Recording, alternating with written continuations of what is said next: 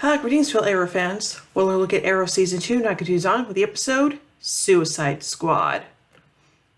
In the middle of the night, Oliver wakes up from a nightmare. He turns around to Sarah Lance, who is sleeping next to him. As he touches her, he realizes there's blood on his hand. In shock, Oliver sees Shadow lying in bed next to him. Oliver wakes up having had a nightmare within a nightmare. Without waking Sarah, he gets up to see Alexei Leonov and asks him to gather information on Slade Wilson.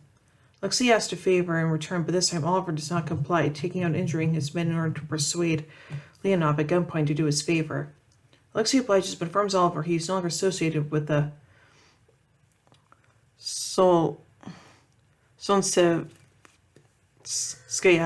Bratva. Sorry if I butchered the pronunciation of that. The North slave, for getting his revenge, he is willing to break with the Brotherhood. Meanwhile, John Diggle observes Felicity smoke at her house, trying to protect her from a possible attack. Felicity points out that Wilson could easily kill her if he wanted to, and not even Diggle could prevent him from doing so. Diggle then receives a message from an anonymous source and asks him for a meeting at Ostrander Hotel, room 1141. Diggle arrives at the hotel only to find out that the message was sent by Lila Michaels, who waited for him in lingerie after returning from a mission. Ooh. When they leave the hotel room, they are met by Amanda Waller. She has a mission for both Lila and John. They shall retrieve a nerve agent for an arms dealer named Ghulam Qadir, a man John Diggle saved during his time in Afghanistan.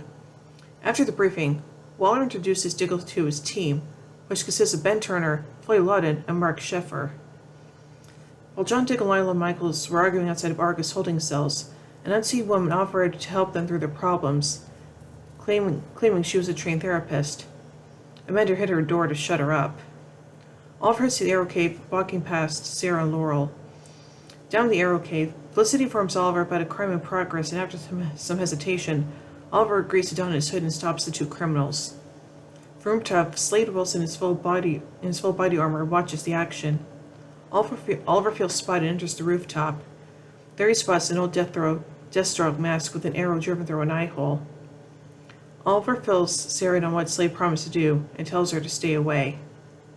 Meanwhile, John Diggle and the Suicide Squad have arrived at the fine art auction in Rokovburg, Markovia. As planned, Diggle bumps into Qadir, where they quickly converse before Deadshot provided a fake assassination attempt. Ben Turner poses John Diggle's bodyguard and fakes getting shot by Deadshot in order to help Diggle gain Qadir's trust. However, when Deadshot tries to leave the location, his getaway driver Shrapnel speeds off without him. Shrapnel attempts to escape only to be blown by Waller, who implanted an explosive chip in his head. In order to thank him for saving his life, Qadir fights Diggle to a humanitarian benefit he is holding. To bring Deadshot into the house as well, they copy Diggle's fingerprints. That night, Diggle and Lila arrive at the party, bypassing the finger scanner at the door by walking through with Qadir. Deadshot's fingerprints are checked. They match with John's, who's on the guest list. Thus Deadshot is granted access to the benefit party, too. Lila plants her purse in the house for Deadshot to pick up. Inside that purse are his eye patch and one of his wrist guns. Armed, he searches for the nerve agent. Thanks to the information of Lexi, Felicity was able to find Slade Wilson's hideout. When Oliver enters the office, alone, he sees videos of Shadow being projected onto the wall. In the chair behind the desk, he finds Alexei dead, with an arrow driven through his eye. Oliver realizes he cannot fight Slade without asking for help.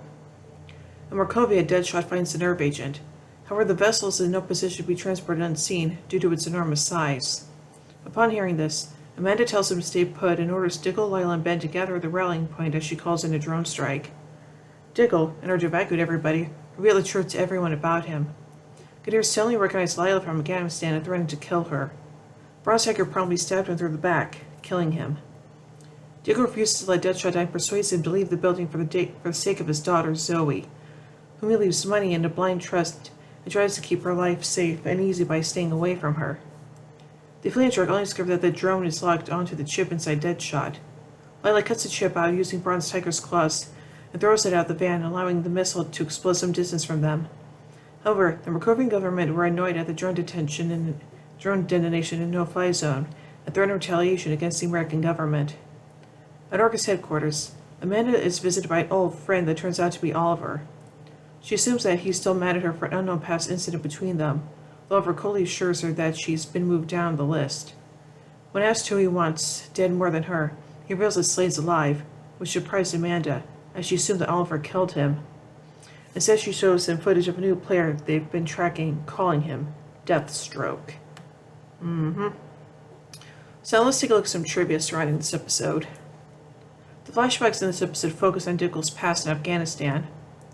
A character who could be heard in an Argus holding cell, credited as deranged squad female, is seemingly referenced to Harley Quinn, a longtime enemy of Batman and a member of the Suicide Squad in the comics.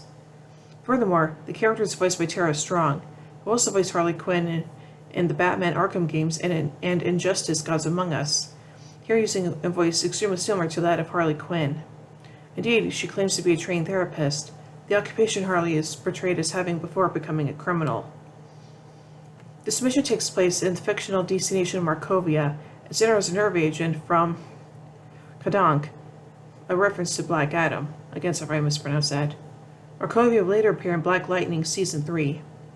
The Ostrander Hotel, where Diggle and Lila meet up, is named after John Ostrander, the creator of the modern Suicide Squad.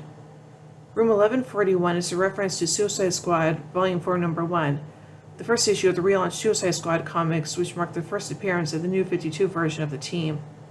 This issue was released in November 2011, hence 1141. The Activision cover shown was implanted as BATB25. This is a reference to Brave and the Bold, Volume 1, Number 25, the issue in which the original incarnation of the Suicide Squad made its debut.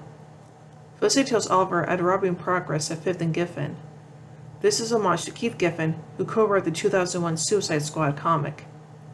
Waller mentions that the nerve agent was tested in southern Karak. In the comics, Karak is a small eastern country in the Persian Gulf. It served as the home base for the Karaki terrorist group The Onslaught, a frequent adversary of the Suicide Squad. Also played a major role in the Arrow Season 2.5 comic series.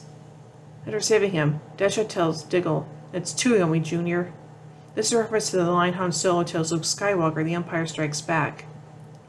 This is the first episode in which Diggle and Oliver did not communicate with each other even once through any means. And now finally, let's take a look at a little goof. In the few frames that Walker's screen is showing the squad is seen, Shrapnel's name is misspelled as Schrapnel. Yeah, I was pretty sure that's not how you spell shrapnel, but yeah. So overall, I think this episode is pretty interesting, and to be perfectly honest though, I actually prefer the movie version of the Suicide Squad rather than the Arrowverse version of the Squad, but hey, that's just me, so there you go. So overall, I give Suicide Squad 3 arrowheads out of 5. But anyway, to admit as we take the next episode, Birds of Prey. So, until then, in the words of Oliver Queen, you have failed this city.